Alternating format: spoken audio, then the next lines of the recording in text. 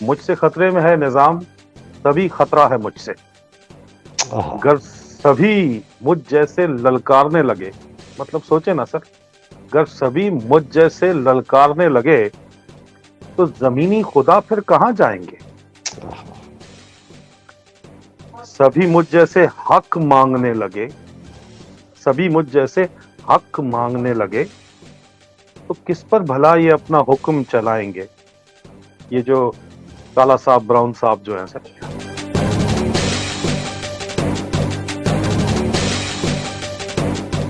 بسم اللہ الرحمن الرحیم. السلام علیکم پاکستان. میں ہوں حیدر مہدی اور میرا پروگرام دیکھنے کا بہت بہت شکریہ. ناظرین، آپ کے فیوریٹ ہر دل عزیز میجر عادل راجہ آج موجود ہے. آپ کو پتہ ہے ہفتے میں ہم welcome to the program Adil. Thank you very thank you much for sir, coming. بہت شکریہ سر. مجھے پتہ ہے تم بہت پریشر میں ہو عادل، اور میری دعائیں ہیں، ہم سب کی دعائیں آپ کے ساتھ کہ اللہ سبحانہ تعالیٰ آپ کو اپنے حفظ و امان میں رکھے اور خیریت سے آپ کا سب حساب کتاب چلتا رہے. عادل، بہت ڈینجرس ایونٹس ٹرن لے رہی ہیں، تو پہلے تو یہ بتائیں کہ آپ کی ذات سے متعلق حالات کچھ ٹھیک ہیں یا خطرہ ہے؟ نہیں سر، میرے پیچھے پڑے میں یہ بالکل کتوں کی طرح جو ہے نا، شکاری کتوں کی طرح مجھے سونگتے پھر رہے ہیں. میرے پیچھے دگڑ دلوں کی طرح دائیں بائیں سے پڑے ہوئے ہیں. ہر قسم کا بلو دا بیلٹ اٹیک میرے اوپر کر رہے ہیں. یہ جو بھی یہ کچھ کر سکتے ہیں، جو ان کے اندر زور ہے. اور آپ کو پتہ ہے سر، پاکستان کی تاریخ میں ہمیشہ سے جس نے بھی ان لوگوں کو آئینہ دکھایا ہے، طاقتور لوگوں کو، اسٹیبلشمنٹ کے خلاف، سامراج کے خلاف آواز اٹھائی ہے، اس کو پھر ظاہری بات ہے اس طرح کی چیزوں کا سامنا تو کرنا پڑا ہے جو کہ میں اور آپ کر رہے ہیں. تو کوئی نہیں سر، اللہ مالک ہے، سدا بادشاہی سونے رب دی ہے. ہمارا تو کام ہے لڑنا، ہم لڑ رہے ہیں. اور سر ہمارے پاس چوائس تھی، یا دجال کو سجدہ کرتے یا لڑ پڑتے، تو لڑ رہے ہیں. تو لڑائی میں پھر اس طرح تو ہوتا ہے سر. اچھا عادل، تھینک یو.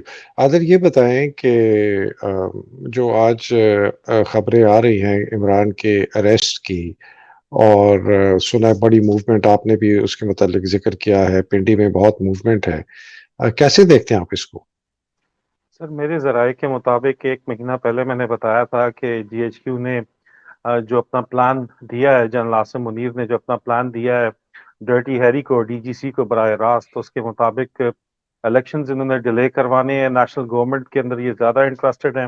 اگر یہ پی ڈی ایم گورنمنٹ فیل ہو جاتی ہے، اور اب مجھے یہ بتایا جا رہا ہے کہ یہ تو چاہتے ہیں کہ اپنے زور کے اوپر یہ گر جائے، تو نیکسٹ سولوشن جو انہوں نے بنایا ہوا ہے، جس کے لیے انہوں نے بلیسنگز حاصل کی ہیں واشنگٹن سے بھی، وہ یہ ہے کہ یہ اپنی ٹیکنوکریٹک سیٹ اپ جو ہے وہ 2-1 سال چلانا چاہتے ہیں، 2-3 سال کے لیے آنا چاہتے ہیں، جس طرح آج سے پہلے جو ہے جنرل مشرف لے کے آئے تھے شوکت عزیز وغیرہ کو.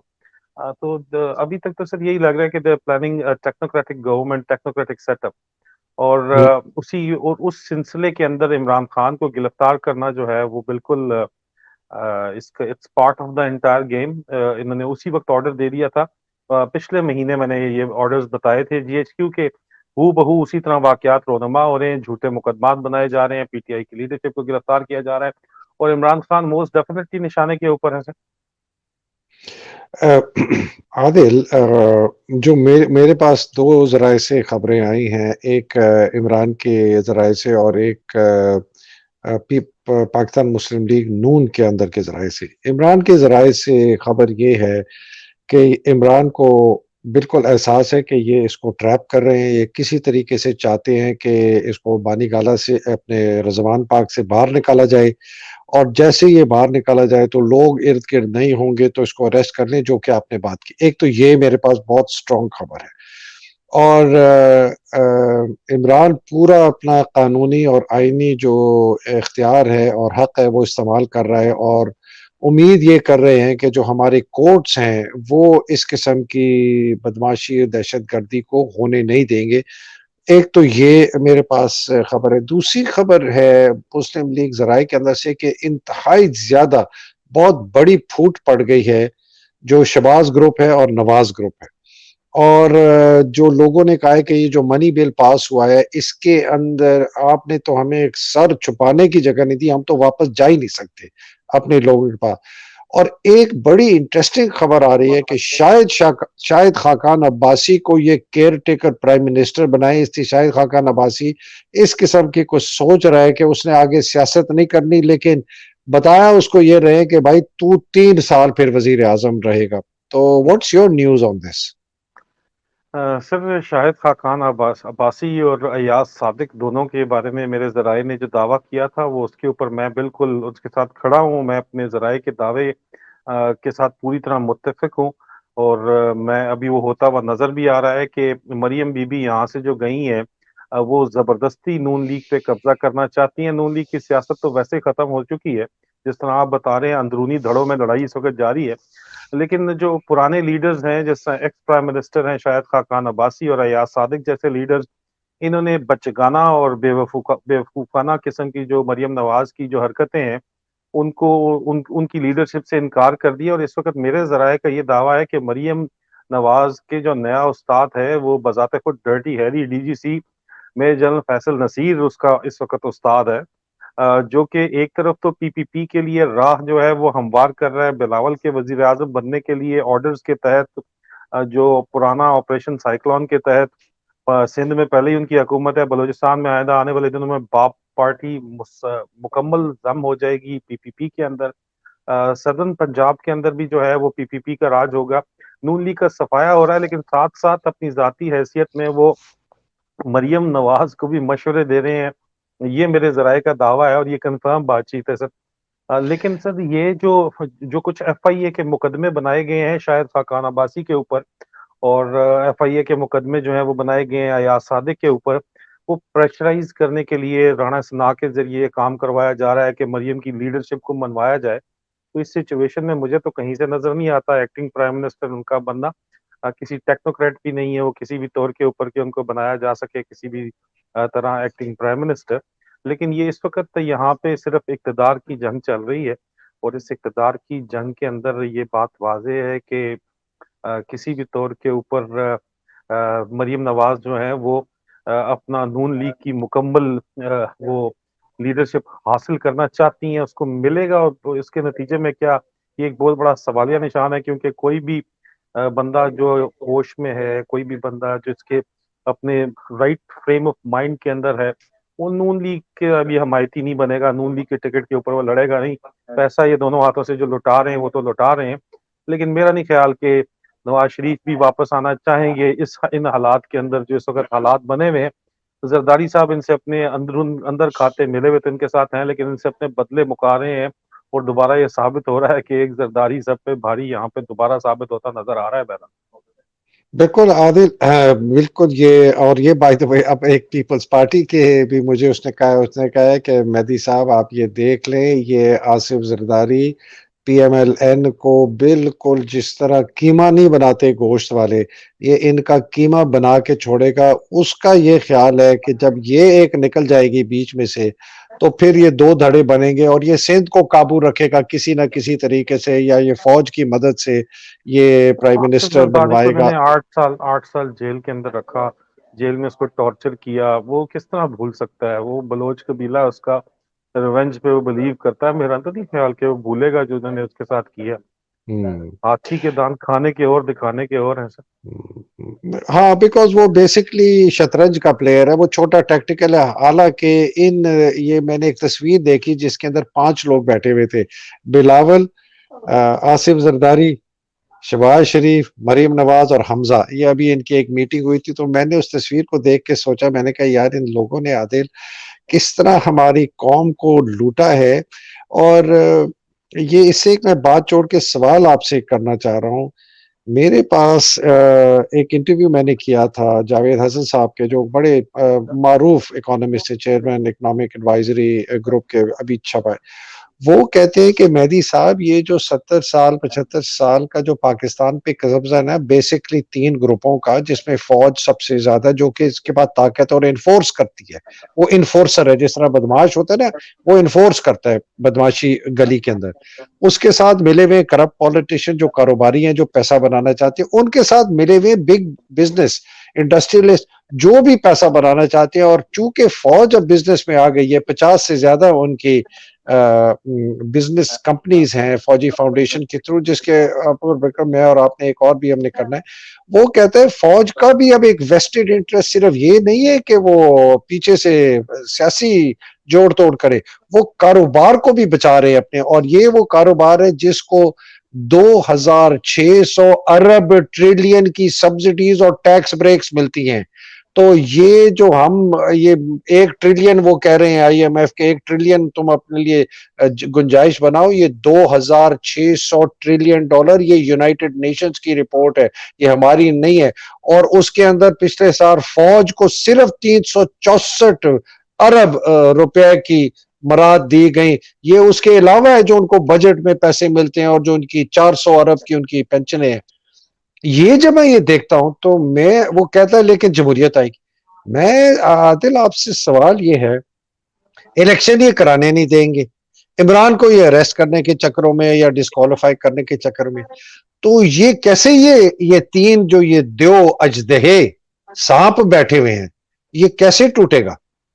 دیکھیں سر، اس وقت جو حالات سامنے بنے ہوئے ہیں نا، وہ اس طرح کے ہیں کہ آج مجھے ایک انسائیڈر نے بتایا کہ جو کہ اس وقت اسٹیبلشمنٹ کے کیمپ کے اندر بیٹھا ہوا ہے، پرو اسٹیبلشمنٹ انسائیڈر نے بتایا کہ یہاں پہ حالات اس طرح کے بنے ہوئے ہیں کہ یہ جو پی ڈی ایم کی حکومت ہے، جو ملک کو جس حال پہ لے آئی ہے، اور فوج کا آپ نے خود بتا دیا کہ فوج کی طاقت تو جوانوں اور افسران کے سروں کے اوپر ہی ہے نا، وہ ان کی بات مانتے ہیں تو تبھی ان کی طاقت ہے۔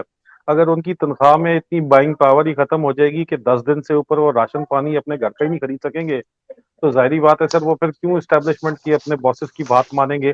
تو یہ ایک ایگزسٹینشیل تھریٹ ہے to the power of the establishment itself. اور اس صورتحال کو دیکھتے ہوئے اس وقت جنرل عاصم منیر کے خلاف ود ان اسٹیبلشمنٹ انٹرنل کو بھی ہو سکتا ہے ان حالات کے اندر، اگر انہوں نے اپنی پی ڈی ایم کی حمایت جو ہے وہ نون لیگ کی حمایت جاری رکھی صرف اس لیے کہ ان کو really chief of army staff بنایا گیا ہے۔ یہ میں آپ کو سر، یہ میں آپ کو خاموش مجاہدوں کی خبر نہیں دے رہا، میں اپنے ذرائع کی خبر نہیں دے رہا، میں آپ کو اوپینین بتا رہا ہوں کہ اسٹیبلشمنٹ انسائیڈر کی، جو کہ بہت ڈیپلی انگریوڈ ہیں اس اسٹیبلشمنٹ کے اندر، جو موجودہ باسز ہیں ان کے اپنے انٹرسٹ جتنے بھی ہیں وہ ان کے ایک ہی طرح کے انٹرسٹ ہیں۔ میں ملک ظہور احمد صاحب کا بھی پچھلے دنوں شاہین صاحبائی صاحب کے ساتھ انٹرویو کیا، لوگوں نے بڑی باتیں کی کہ کیوں اپوزیشن کا پوائنٹ آف ویو بتاتے ہو، تو میں نے کہا سنے تو صحیح نا کہ وہ لوگ ان کی سوچ کیا چل رہی ہے۔ اب یہ جو میرے یہ ملک ظہور صاحب تو ریٹائرڈ ہے، یہ حاضر سروس اس وقت part and parcel of this present establishment ہے اور ہائیسٹ رینک کے اوپر موجود ہیں، اور وہ کہتے ہیں کہ ہم جو اس طرح کے حالات بن رہے ہیں اس طرح کے حالات کے اندر، میں ڈیٹیل مزید اس کی ضرور اکٹھی کر رہا ہوں، اس میں جنرل عاصم منیر کا یہ خیال ہے کہ یہ اپنے زور سے خود ہی ڈھام سے گر جائیں گے، اس لیے پھر بھی ان کو لیکن لگتا یہ کہ سپورٹ کر رہے ہیں ان کو اور خاموش بیٹھے ہوئے ہیں۔ لیکن اگر یہ زیادہ دیر خاموش بھی رہے تو جنرل عاصم منیر کو وہ پھر پی ایم اے او ٹی ایس والا دوبارہ گیم اٹھے گی اور پی ایم اے والے او ٹی ایس والے کو فارغ کر دیں گے۔ یہ انتہائی بات واضح ہو رہی ہے یہاں پہ، کیونکہ فرسٹریشن اتنی زیادہ بڑھتی جا رہی ہے۔ ظاہری بات ہے سر، اسی سوسائٹی کا پارٹ اینڈ پارسل ہے یہ فوج، یہ کوئی باہر سے تو نہیں آئی ہوئی، باہر کے ملک کی فوج تو نہیں ہے۔ انہوں نے بھی سی ایس ڈی کے ریبیٹس بھی ختم کر دی ہیں، مطلب نامنل سی کو ریبیٹس ہیں، انہوں نے بھی یہیں سے چیزیں خرید کے اسی مارکیٹ سے اپنے بچوں کو کھلانی ہے، یہیں سے پیٹرول خرید کے ڈالنا ہے اپنی گاڑیوں میں، گاڑیاں افسروں نے اپنی کھڑی کر دی ہیں، موٹر سائیکلوں کے اوپر آگے ہیں۔ تو سر پھر حالات فرسٹریشن تو اندر بھی بہت زیادہ بڑھ گئی ہے نا، اور یہ اسٹیبلشمنٹ کے ٹاپ باسز ریئلائز کر رہے ہیں کہ پلس اتنی خطرناک ہے کہ ابھی ہم نے سوئفٹ ایکشن اگر نہیں کیا تو ہمارے اپنے ایک کرنلز ریولیوشن اگر آ گیا، تو آپ کو پتا ہے کہ کرنلز ریولیوشن کتنا بلڈی ہوتا ہے، کتنا خون بہتا ہے اس کے اندر کرنلز ریولیوشن میں۔ لیبیا میں کرنل قذافی نے اگر ریولیوشن لے کے آیا تھا تو اس کا نتیجہ آپ کے سامنے ہے کہ کتنا زیادہ خون بہا تھا فوج کے اپنے اندر۔ تو کرنل ریولیوشن پاکستان فوج افورڈ نہیں کر سکتی، اسٹیبلشمنٹ افورڈ نہیں کر سکتی، اسٹیبلشمنٹ کے ٹاپ باسز افورڈ نہیں کر سکتے۔ تو اس یہ وجہ سے سر یہ ڈرے ہوئے ہیں، اور اندر بیرل کھاتے یہ پروگرام بن رہا ہے کہ جنرل عاصم منیر کے خلاف کوئی موو بہت جلد ہو سکتی ہے اگر وہ اسی طرح خاموش بیٹھے رہے اور اپنی ضد کے اوپر قائم رہے عمران خان کو جیل میں بھیجنے والی کے اوپر۔ عادل، یہ آپ نے جو کرنلز کو کی بات کی ہے نا، اس سے مجھے 2 3 باتیں یاد آئی۔ ایک بائی دا وے، وہ افریقہ میں ایک آئی تھنک کون سا آئیوری کوسٹ تھا یا برکینا فاسو تھا، وہ سارجنٹ تھا، سارجنٹ رولنگز، فلائٹ جی سارجنٹ رولنگز، اس جی نے جی کو کیا اور پتہ نہیں کتنے عرصہ صدر رہا۔ مجھے نا ایک اسی لیول کے افسر جس طرح بات کریں، اس نے مجھے ایک حاضر سروس ہے، اس نے کہا سر میری 1,40,000 روپے تنخواہ ہے اور اس تنخواہ میں میرا اب گزارا نہیں ہوتا، میں نے اپنے بچوں کو اسکولوں سے نکال کے ایک بہت ہی کم فیس والے اسکول میں ڈالا ہے، ہم نے فروٹ کھانا آدھے سے بھی کم کر دیا بلکہ نہیں کھاتے، کوئی کپڑے نہیں بنا رہے، میں نے سائیکل خرید لی ہے، پہلے سوچا موٹر سائیکل میں نے نہیں، میں نے اب سائیکل خرید لی ہے، اور مطلب کہ وہ ایسی ایک پکچر پیج کر رہا تھا، یہ کرنیل ہے سر اب آپ، چار اور شریف چار آدمی. چار چار مہمان باہر سے آ جائیں، ان کو کھانا باہر کھلانا پڑ جائے تو 40,000 بل آ جاتا ہے. تو 40,000 بل جو ہے، جس کی 1,40,000 ٹوٹل تنخواہ ہے، اب آپ اس نے اب آپ اس نے اپنی افسری بھی چلانی ہے، پھوپھا بھی دکھانی ہے، تو بیچارہ کس طرح دکھا سکتا ہے؟ فرسٹریشن ہے سر، بہت زیادہ فرسٹریشن ہے. اور عادل، میں اس پہ نا بالکل آپ سے پوچھنا چاہ رہا تھا کہ یہ تو شریف افسر ہے، کرپٹ نہیں ہے نا، لیکن اب ان باقی کوئی جو میجر کرنیل ہیں جن کا گزارا نہیں ہو رہا اور جو ٹیڑھی پسلی کے ہیں، اور وہ اپنی پوزیشن کو اب استعمال کرنا شروع کریں مجبوراً، صرف اپنا گھر کا چولہا چلانے کے لیے، بچوں کو کھانا کھلانے، تو آپ سوچیں فوج میں یہ دعوت دے رہے ہیں لوگوں کو غلط کام کرنے کے لیے، کرپشن کرنے کے لیے. مجھے ایک وزیرستان سے ایک سپاہی نے پیغام بھیجا فیس بک پہ، یار اس نے اتنی دعائیں دی آپ کو، بائی دا وے بہت دعائیں دی، اس نے کہا سر یہ عادل راجہ صاحب ہمیں بتاتے ہیں، ہمیں تو پتہ ہی نہیں چلتا یہ ہمیں کہاں لے آئے ہیں ہمارے جرنیل، میں ایک بہت ادنا سا سپاہی ہوں سر، ہمارے لیے بھی دعا کریں، بہت حالات خراب ہیں ہمارے یہاں. مطلب میں ایسی تو اب قسم سے مجھے آنسو آ گئے اس کا جب میں نے یہ پڑھا، وہ اتنا بیچارہ غریب ہے. تو یہ ان کو نظر نہیں آ رہا عادل کہ یہ کہاں پر لے کے جا رہے ہیں، یہ کس چیز کو بچا رہے ہیں. مجھے تو خوف آتا ہے کہ کل کو جب کوئی موب ان کے گھروں پہ جا کے دعویٰ بولے گا. سر میں تو یہ نہیں سمجھ آتی، بلوچ ریجیمنٹ کی اتنی بڑی قربانیاں ان کے جوانوں کی، ان کے افسران کی، اور بلوچ ریجیمنٹ کا جو بھی چیف آیا اس نے رج کے گاندھی یہاں پہ کیا یہاں پہ نظر آ رہا ہے. اور جو باجوہ کر کے گیا ہے سر، بلوچ ریجیمنٹ کے ایک اپنے آفیسر، سینئر آفیسر سے بات ہو رہی تھی، انہوں نے مجھے کہا کہ یار جو باجوے نے، کیونکہ آج جنرل مزمل حسین نے بھی بلوچ جو ریجیمنٹ کا رسالہ ہے وہ واپس موڑ دیا کہ اس کے اوپر باجوے کی تصویر لگی ہوئی ہے. انہوں نے کہا مجھے یہ نہیں چاہیے. جنرل مزمل حسین نے کہا کہ میری ریجیمنٹ کا جو پرائیڈ ہے وہ اس کی وجہ سے افیکٹ ہو رہا ہے، تو انہوں نے واپس کر دیا. یہ حالات بنے ہوئے ہیں. باجوی نے سر اتنا گند گھولا ہے، انہوں نے جا کے اپنے کور کمانڈر کانفرنس میں اور اپنے پی ایس او کو کہا کہ یار ان کو بتاؤ یہ کیا کرپشن کرپشن کرپشن کرتے رہتے ہیں. عمران خان کو ہٹانے کے بعد جنہوں نے کہا کرپشن تو ہماری سوسائٹی کا پارٹ اینڈ پارسل ہے. اور یہ بات سن کے chief of general staff general Azhar Abbas نے ایس ایس جی کے کمانڈوز کو سامنے بیٹھ کے کہا کہ بھائی کیا کرپشن کرپشن تم کرتے رہتے ہو، کرپشن میری کرپشن کے بارے میں تم لوگوں کو نہیں پتا، سب کرپشن کرتے ہیں. اب یہ سر چیف آف جنرل سٹاف ہے، 3 اسٹار آنریبل بندہ ہے، وہ ایس ایس جی کے کمانڈوز کو جو اپنی جان ہتھیلی پہ جذبہ ایمانی کے تحت دیتے ہیں، ان کو بٹھا کے کہہ رہا ہے کہ کرپشن کیا ہے بھائی، corruption part and parcel of society ہے، مطلب کرپشن ہمارے لیے مسئلہ کوئی نہیں ہے.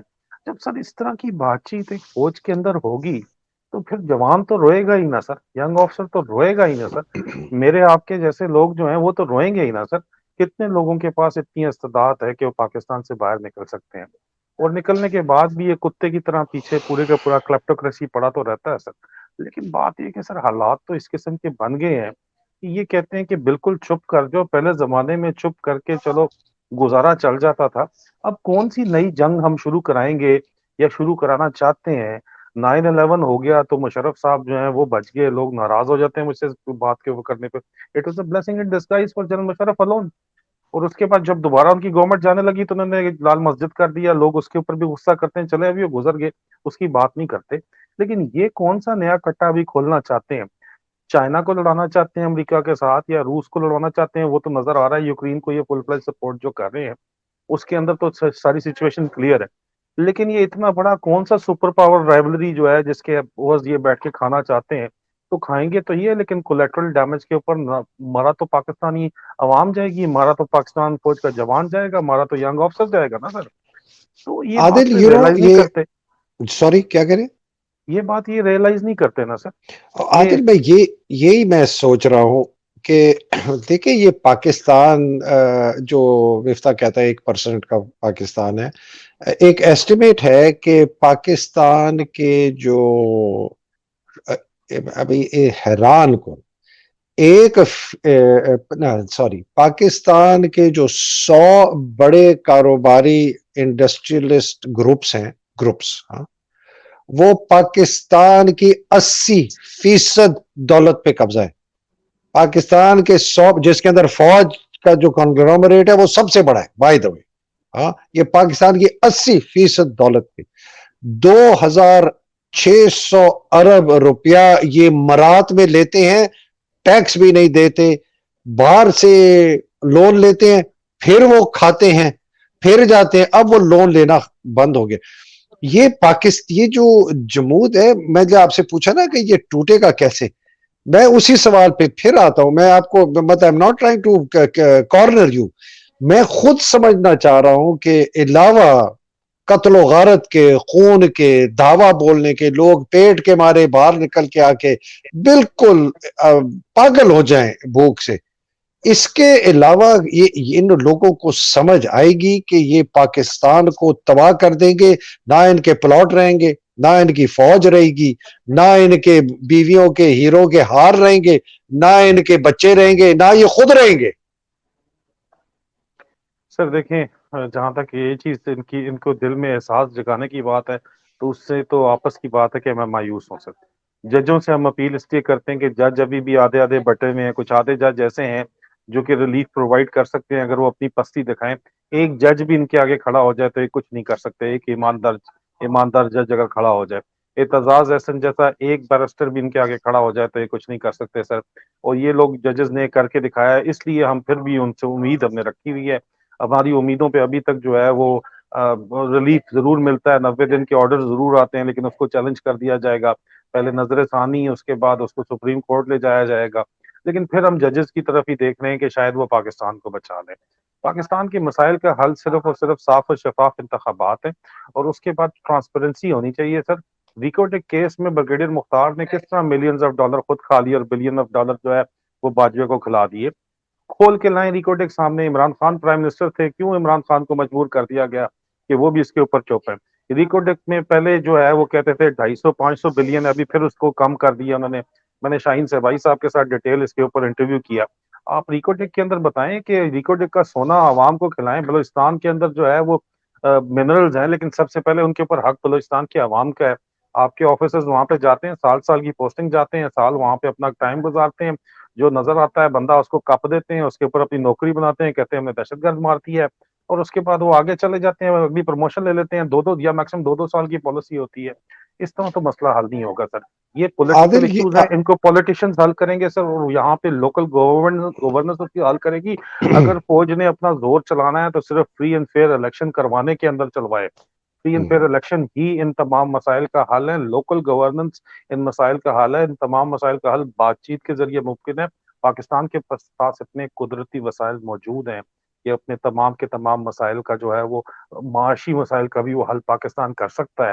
لیکن اس کے لیے آنےسٹ لیڈرشپ چاہیے. سر آنےسٹ لیڈرشپ، ایسی لیڈرشپ نہیں چاہیے جو کہے کہ فوج کی لیڈرشپ جو کہے یار کرپشن تو ہوتی ہے. کرپشن کا چیف آف جنرل اسٹاف جب بیٹھ کے ایس ایس جی کے کمانڈرز کو کہہ رہا ہے کرپشن ہوتی ہے، یہ کوئی انسانیت ہے. سر اور وہ تو کہتا ہی کہتا ہے نا. حمزہ تو بچوں کو، اسکول کے بچوں کو جا کے تو پہلے سے کہہ رہا تھا کہ کرپشن ہوتی ہے، اس کو ہونے دینا چاہیے. یہ اس طرح کی سوچ، فرسودہ سوچ جو ہے نا سر، یہ جو شریفوں نے ہمارے اوپر مسلط کی ہے، اس عادل میں سوچ کا بیڑا غرق ہے. اور شریفوں کو کس نے ہمارے اوپر مسلط کیا؟ غلام جلانی اور جب اگین اسٹیبلشمنٹ نے. جی سر. عادل، 2 سوال، ایک چھوٹا سا کامنٹ اس پہ آپ کے. مجھے افسوس پاکستانی قوم سے بھی ہے، مجھے اپنے سے، آپ جیسے لوگوں سے بھی ہے کہ ہم نے ایسے لوگوں کو قبول کیا. اور آج بھی پاکستانی قوم میں بہت ایک حصہ، بڑا حصہ ہے جو کہ مریم نواز کو اپنا لیڈر مانتی ہے. آپ سوچیں، جس عورت نے زندگی میں کبھی کام نہ کیا، اس کے اخلاقیات کے اوپر بہت بڑے سوال ہیں، اس کی ذہنی کیفیت پہ بہت بڑے نشان ہے. سائیکوپیتھ لگتی ہے، کرمنلی انسین قسم کی عورت ہے. اس کو ہمارے ابھی بھی لوگ لیڈر مانگتے ہیں. تو جب تک یہ اور یہ غلامانہ ذہنیت ہماری ہزاروں سال کی ہے، ایک تو میں اس کو بہت بڑا میرے لیے سوالیہ نشان ہے. دوسرا میرے لیے ایک بہت بڑا سوالیہ نشان ہے کہ باجوہ نے جو ابھی انٹرویو دیا اپنا جاوید چودھری کو، اس کے بعد آفتاب اقبال سے بات کی، جو آفتاب کو بھی نکالنا پڑا اپنا اور ڈیلیٹ کرنا پڑا، اور جاوید چودھری بھی کہہ رہے کہ نہیں ہے یہ آدمی کھلے عام سر عام آ گیا کہ اس نے غداری کی ہے پاکستان کے ساتھ، اس نے چلتی ہوئی حکومت کی ہے، آرٹیکل 6 اس کے اوپر لگنا چاہیے۔ یہ کبھی قوم میں اتنی جرت، اتنی ہمت ہوگی کہ یہ اپنی انا کو بچائیں؟ اور یہ جو بغیرتی کی زندگی ہم ہزاروں سال سے گزار رہے ہیں، اور 74-75 سال بھی گزارتے رہے ہیں، اور یہ فوج کے افسر جوان این سی او جے سی او جن کو آپ کہتے ہیں بیچارے مفلوج ہیں ضرور ہیں، ان کو ایک سمجھ آئے گی کہ ہمارے ہتھیار استعمال کیے جانے اس ملک کو توڑنے کے لیے، اس ملک کو تباہ کرنے کے لیے؟ یہ ہمارا آرمی چیف تھا، یہ ہماری لیڈر ہے مریم، اس کو بٹھانا چاہتے ہیں اس 6.5 لاکھ کی فوج کے؟ دیکھیں سر، سمجھ تو آتی ہے، فرسٹریشن تو ہر کسی کو ہوتی ہے۔ باجوہ کیوں نہیں پاکستان کے اندر اس وقت موجود، کیوں دبئی کے اندر بیٹھا ہوا ہے؟ پاکستان آئے نا، کھلے عام پھرے نا، آئے نا بلوچ ریجیمنٹ سینٹر کے فنکشن کے اندر، آئے نا یہاں پہ ملے۔ ایک شادی کے اوپر گیا، لوگوں نے اس کو باتیں سنانی شروع کر دی ہیں، اس کو بھاگ کے دبئی جانے پڑا ہے۔ دبئی بھی جگہ جگہ ان کو لان تان ہوتی ہے، پاکستان دنیا میں جہاں بھی جائیں گے پاکستانی ان کو لان تان کریں گے۔ عادل ظاہر سوال بات ہے سمپل، آرٹیکل 6 میں اس بندہ ٹرائی ہوگا، ہینگ ہوگا یا نہیں؟ آپ کا کیا خیال ہے؟ سر، اگر مشرف ہو سکتا ہے تو یہ بھی ہوگا، کیوں نہیں ہوگا سر؟ آج نہیں تو کل۔ اور یہ جو حرکتیں ڈیسپریٹ قسم کی کر رہا ہے، کبھی جاوید لفافے کے تھرو، کبھی آفتاب کے تھرو، یہ تو سر صرف اور صرف اپنے لوگ دیواروں پہ اس کی تصویر لگا کے جوتے مار رہے ہیں۔ تو ظاہری بات ہے اپنے آپ کو ابھی وہ دکھانا چاہتا ہے، نہیں میں بھی اپنے آپ کو بچانا چاہتا ہے کہ نہیں میرے پاس بھی بہت کچھ ہے، مجھے غلط پینٹ کیا جا رہا ہے۔ تو ظاہری بات ہے وہ اپنا ڈیفینڈ کرنے کی کوشش تو پوری کر رہا ہے، لیکن پاکستانی قوم جو آپ مریم نواز کا بھی کہہ رہے ہیں کہ اس کو فالو کرتے ہیں، کو کھوتا کڑھائی کھانے والے ببل بٹ ٹائپ لوگ جو ہیں، یہ ببل بٹ ٹائپ لوگوں کی تعداد کتنی ہے سر؟ آپ سروے کروا کے دیکھ لیں۔ 10% پاکستانی قوم جو ہے، یا 11% میکسیمم جو ہے، وہ پی ڈی ایم کو سپورٹ کرتی ہے۔ 89%، 90% لوگ عمران خان کے حق میں پھر فیصلہ بھی کر دو کے بیٹھے ہوئے ہیں۔ کروڑ ہے عادل، پھر بھی 2 کروڑ لوگ ہیں یار، 2-2.5 کروڑ لوگ ہیں، یہ کیسے سپورٹ کرتے ہیں؟ میں اس میں حیران ہوں۔ سر سٹنٹڈ گروتھ پاکستان کا مسئلہ ہے، اب کیا کر ہاں، سکتے ہیں۔ سٹنٹڈ گروتھ، ٹھیک ہے۔ عادل، بہت شکریہ، کوئی لاسٹ ورڈز آپ کے کہ پھر ہم آئی تھنک کیا فرائیڈے کو مل رہے ہیں؟ جی انشاءاللہ میں سر فرائیڈے کو آپ کو تکلیف دوں گا، میں نے آپ کا انٹرویو کرنا ہے فرائیڈے کو۔ لاسٹ ورڈ سر، میں صرف اور صرف میرے پیچھے جو ایک کتے کی طرح پڑے ہوئے ہیں، اور آپ کو پتہ ہی ہے میں نے اس کے اوپر ڈیٹیل بات بھی کی ہے، لیکن میں نے کچھ چند اشعار لکھے ہیں سر اپنے خود، کیوں میرے پیچھے پڑے ہوئے ہیں۔ صرف میں اینڈ ان اشعار سے اپنے اشعار سے کرنا پلیز چاہوں گا۔ Please G sir, please. کہ مجھ سے خطرے میں ہے نظام، یہ جو بدبودار سامراج کا جو نظام ہے نا سر، اس کی بات ہو رہی ہے۔ مجھ سے خطرے میں ہے نظام، تبھی خطرہ ہے مجھ سے، گر سبھی مجھ جیسے للکارنے لگے۔ مطلب سوچے نا سر، گر سبھی مجھ جیسے للکارنے لگے تو زمینی خدا پھر کہاں جائیں گے؟ سبھی مجھ جیسے حق مانگنے لگے، سبھی مجھ جیسے حق مانگنے لگے تو کس پر بھلا یہ اپنا حکم چلائیں گے؟ یہ جو کالا صاحب، براؤن صاحب جو ہیں سر، مجھ جیسے سوالات سب اٹھانے لگے، آپ بھی سر، ہم جیسے سوالات سب اٹھانے لگے، پیٹ کاٹ کا پیٹ کاٹ کر کس کا یہ مال بنائیں گے پھر؟ ٹھیک ہے سر، ہم جیسے سوالات سب اٹھانے لگے، پیٹ کاٹ کر کس کا یہ مال بنائیں گے؟ مجھ سے خطرے میں ہے نظام، اور یہاں میں کہوں گا سر حیدر مہدی آپ میرے ساتھ بیٹھے ہیں، ہم سے خطرے میں ہے نظام، تبھی خطرہ ہے ہم سے۔ مجھ سے اور آپ سے یہ خطرہ ہے ان کو سر، کہ ہم ان لوگوں کی جو ہے اللہ نا، اللہ ہم ان لوگوں کو للکار رہے ہیں۔ انہوں نے کبھی للکار سنی نہیں، اور پہلے سنی تو انہوں نے غدار کہہ دیا، فیض احمد فیض کو غدار کہہ کے 4 سال جیل میں ڈال دیا، حبیب جالب کو غدار کہہ دیا، احمد فراز کو 6 سال پاکستان سے نکال کے غدار کہہ دیا، فاطمہ جناح کو غدار کہہ دیا، مجیب الرحمان کو غدار کہہ کے ملک توڑ دیا۔